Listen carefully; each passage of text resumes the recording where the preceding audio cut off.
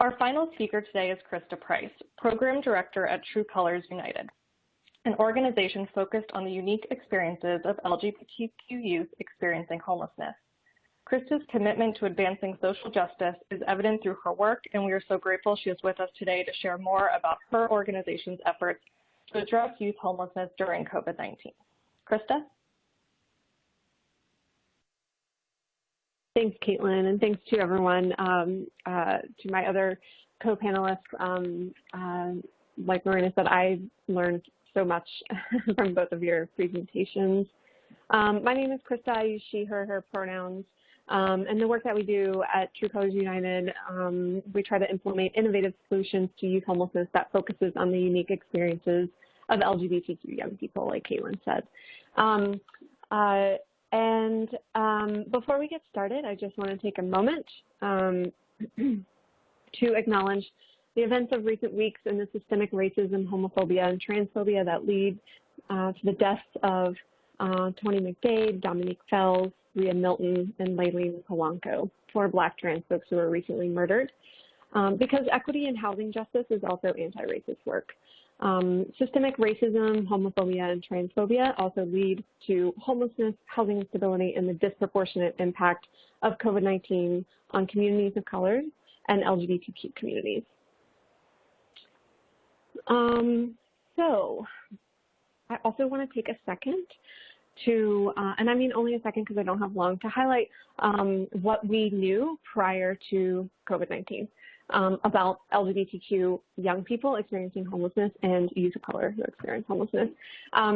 So we knew that LGBTQ and Black communities are significantly overrepresented in the population of youth experiencing homelessness.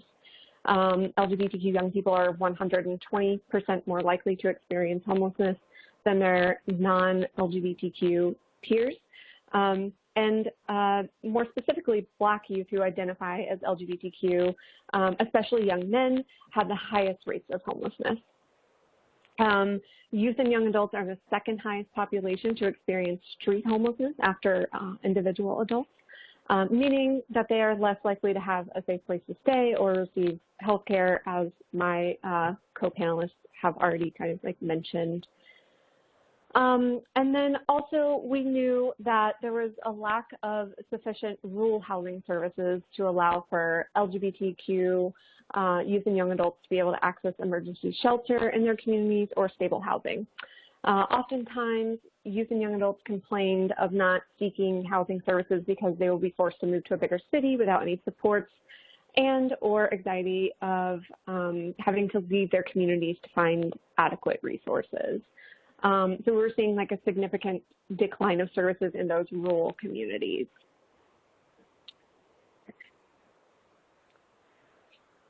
So then COVID-19 happened and we were in March. And so what we're seeing higher rates of COVID-19 infections in the Black community specifically due to social determinants of health like poverty, wealth, and access to health care. As this slide says, Black folks are almost 2.5 times more likely to contract COVID-19 than their white counterparts. And we currently don't have any quantitative data on COVID-19 infections in the LGBTQ community, but anecdotally, we know that LGBTQ folks are less likely to have access to inclusive and affirming health care and will oftentimes forego health care for fear of actual or perceived discrimination.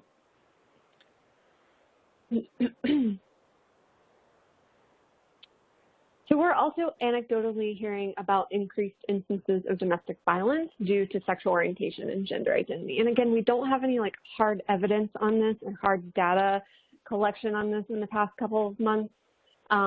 But we feel like this is a direct result of young people having to shelter in place with unaccepting households, and also due to the fact that a lot of the social services designed to support them are closed.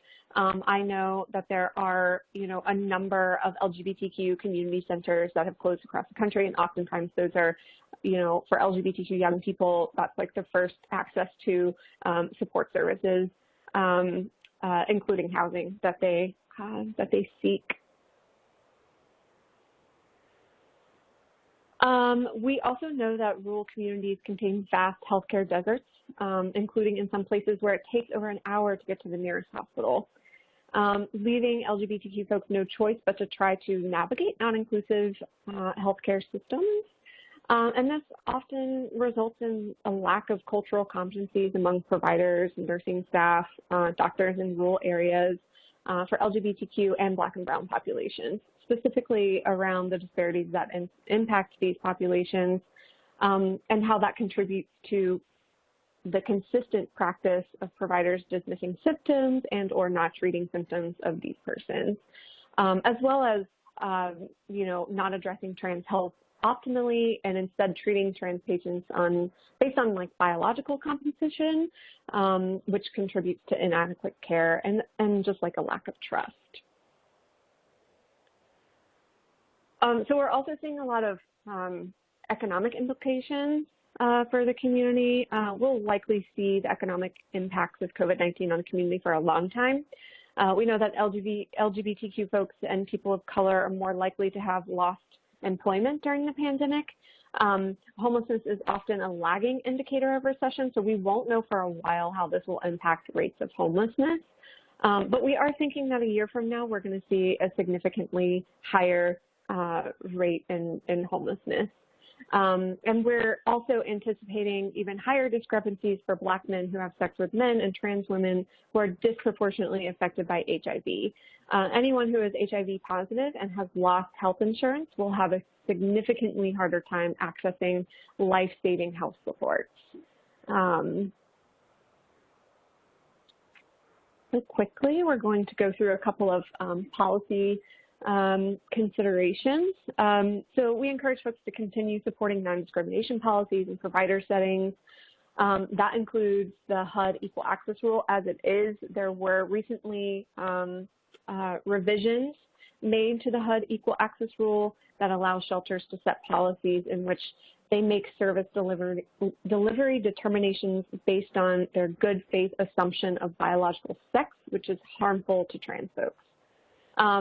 Also in late 2019, HHS announced their intention to suspend enforcement of critical protections for discrimination on the basis of sexual orientation, gender identity, sex, and religion in HHS grants. And then the HHS 1557 rule that took effect Friday redefines sex as being non-inclusive of gender identity, which is also extremely harmful for the trans community. There are also a couple of state-level policy implications. Continue to support non-discrimination at the state and local levels, especially in rural communities, given those implications. And then also, research and understand age-related barriers to healthcare. In a majority of the states, young people cannot consent to their own healthcare if they're under 18. And so we are, at True Colors United, we are looking at kind of like state by state broadly age of consent rules or laws in healthcare. And then support policies that holistically address the wealth gap that will help kind of like with some of those economic implications that we talked about.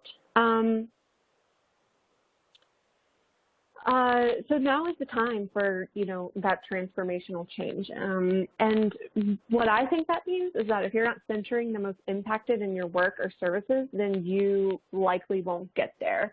And a good place to start in centering the most impacted in your work, we have a couple of resources on that, is you can start with youth collaboration or client collaboration. For Pride Month this year, we're challenging all service providers to recommit to centering the most impacted in their work based on the data. If you're doing this work correctly, then it should include bringing Black and Brown LGBTQ folks to the table. We're featuring our free youth collaboration course for the month of June to help folks get started here. So that is it. You can check out the Pride Challenge at the URL on the slide at the bottom, truecolorsunited.org/2020 Pride Challenge. And that's it for me. Thank you so much.